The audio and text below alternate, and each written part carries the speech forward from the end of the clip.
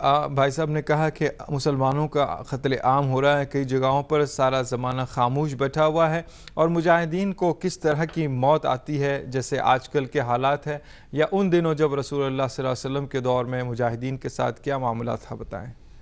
جہاں تک معاملات ہے کہ اہل ایمان کا قتل ہو رہا ہے، قتل عام ہر جگہ ہو رہا ہے، یہ بات تو صحیح نہیں ہے۔ جہاں بھی ہو رہا ہے بہرحال ہو رہا ہے، پوری دنیا میں ہر مقام پر ہر ملک میں ایسا ہو رہا ہے، کہنا یہ حقیقت سے بے خبری کی علامت ہے۔ لیکن جہاں بھی اہل ایمان کا قتل عام ہو رہا ہے تو وہاں دو باتیں یاد رکھنا چاہیے۔ ایک تو یہ ہے کہ کس وجہ سے ہو رہا ہے، اس وجہ سے کہ واقعتاً انہوں نے کوئی کسی کے ساتھ زیادتی کی ہے، ظلم کیا ہے، یا کہ اسلام پر استقامت کا پیکر بن کے رہنے کی وجہ سے ہو رہا ہے۔ اگر بحیثیت مسلمان کے مسلمان ہونے کی نوعیت سے اگر قتل عام ہو رہا ہے، کوئی قتل کرتا ہے تو بے شک اس کے لیے تو بے انتہا اجر و ثواب ہے۔ لیکن دنیا داری کی بنیاد پر اگر قتل ہو رہا ہے، یا کہ کوئی اس کی طرف سے زیادتی ہونے کی وجہ سے قتل ہو رہا ہے، تو پھر یہ معاملہ اللہ تبارک و تعالیٰ کے حوالے ہے۔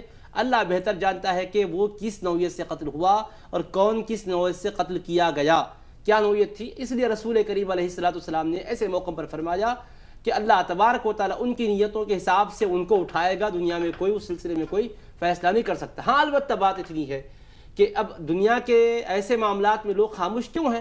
تو خاموش نہیں ہونا چاہیے۔ جہاں پر اللہ تبارک و تعالیٰ نے کسی کو طاقت اور قوت دی ہے تو وہ اپنی طاقت و قوت کا استعمال کرے، یعنی یہ کہ خیر کی بات بتائے، زبان سے خیر کو پھیلانے کی کوشش کرے، روکنے کی کوشش کرے، برائیوں کو روکنے کی کوشش کرے، اپنی طاقت و قوت کا استعمال کرے۔ ایسا کیوں ہو رہا ہے؟ رسول کریم علیہ السلام نے پہلے ہی سے فرما دیا ہے، صحیح حدیث ہے سنن ابو داؤد شریف میں، کہ یوشک ان تداعى علیکم الامم کما تداعى الاکلۃ الی قصعتها، قریب ہے کہ ایسا ہوگا، مختلف قومیں تم کو ختم کرنے کے لیے ٹوٹ پڑیں گی جیسا کہ بھوکے لوگ کھانے کے برتن اور پیالے کی طرف ٹوٹ پڑتے ہیں۔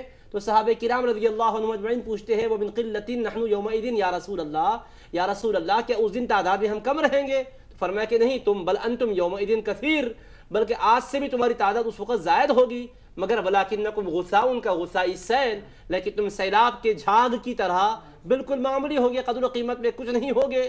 اللہ تبارک و تعالیٰ تمہارے دشمنوں کے دلوں سے تمہارے وقار اور ہیبت کو نکالے گا اور تمہارے دل میں وہن کو ڈال دے گا۔ صحابہ نے پوچھا ومل وہن، یہ کمزوری وہن کیا چیز ہے یا رسول اللہ؟ تو فرمایا حب الدنیا و کراہیت الموت، دنیا کی محبت تمہارے دلوں میں ہوگی اور موت سے نفرت کرنے لگ جاؤ گے، تو ہمیں اپنی فکر کرنے کی ضرورت ہے۔ اب رہے گا مجاہدین کا معاملہ، یاد رکھیے، جو اللہ کے لیے واقعتاً اللہ کے لیے قربانیاں دے رہا ہے، اللہ بہتر جانتا ہے کہ کون اللہ کے لیے دے رہا ہے، لیکن قربانی کسی اللہ کے لیے اگر کوئی دے رہا ہے تو پھر اس کے لیے اگر دنیاوی مصیبت بھی آ جاتی ہے تو اس کی وجہ سے یہ نہیں سمجھتے کہ ایسا مجاہد اگر ہے تو کیوں ایسا ہوا۔ نہیں، مجاہدین کو روز اول سے ہی دیکھیے اللہ پاک نے آزمایا، اور کیا کچھ نہیں، وہ پیغمبر حضرت زکریہ علیہ السلام آپ کو آرے سے چیر دیا گیا، تو کیا معاذ اللہ یہ اس بات کی علامت تھوڑی ہے کہ اللہ پاک ناراض ہے؟ نہیں، بلکہ اللہ تبارک و تعالیٰ ان کے صبر کا بھی دنیا کو نمونہ دکھانا چاہتا ہے، یہ بات ہے۔ مگر اب دنیاوی اعتبار سے فلاں اور فلاں کو متعین کر کے آپ ڈکلیئر نہیں کر سکتے یہ مجاہد ہے، یہ شہید ہے۔ اللہ بہتر جانتا ہے کہ حقیقت میں قتل کس نوعیت کا ہے، معاملہ کیا ہے، اللہ کے حوالے ہے وہ معاملہ۔